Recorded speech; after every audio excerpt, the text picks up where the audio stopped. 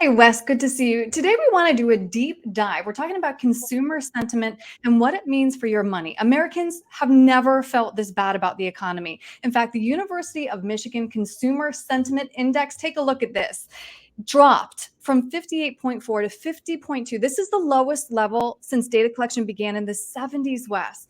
And I'm sure you're hearing about similar concerns from clients. What's contributing to our pessimism right now? Well, I think we're all feeling this way if we're leaving the house whatsoever to go put gas in our cars or go to the grocery store, Yeah. whether it's higher prices or what we call, which is obviously inflation, or shrinkflation at the grocery store, where you're paying a similar price but have much less product actually going into your cart.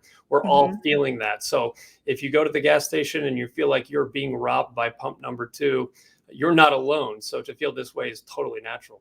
Right, right. So now here's what I find really interesting. You would think that consumer sentiment would contribute to poor stock market concerns, but sentiment is actually a contrary indicator. What does that mean?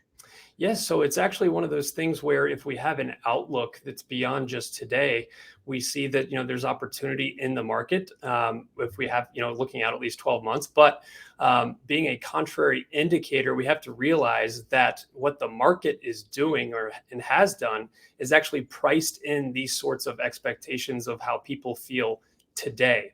Therefore, it's a forward looking mechanism. And sometimes that can be very difficult to keep in mind, but that's why the market can move so swift and ahead of these types of events and consumer sentiment. And what I think is really interesting, and I just want to remind everybody watching, Wes, that you have a team of investing experts behind you. This information was supplied by Brookstone CIO Mark Diorio, who has crunched, more than 50 years of data. What are we looking at here?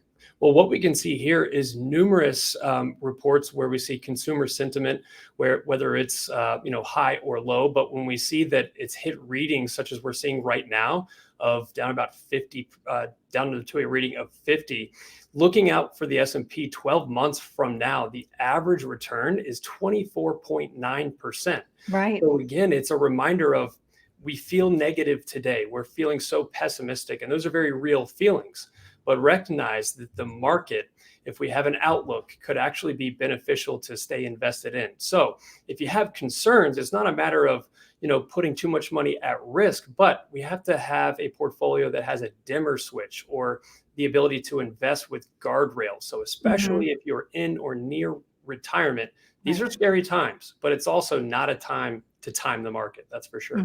Right. Well, and I'm glad you just said that because it's not about timing the market. It's about time in the market. And we just need that reminder because we are human.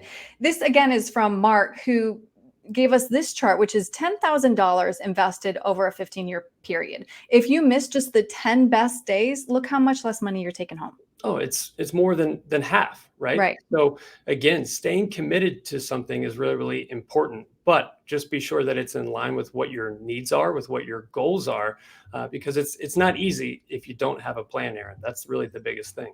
Right. All right. Well, this is so much to talk through, and I'm glad that we have the opportunity to do it. But of course, people are feeling really uneasy right now, which is understandable. If they have questions for you or about some of those guardrails that you mentioned, what's the best way to reach you? Reach out to us online at patriotwealthnc.com or shoot us an email to info@patriotwealthnc.com. All right. Very easy. Wes, thank you very much. Thank you, Aaron.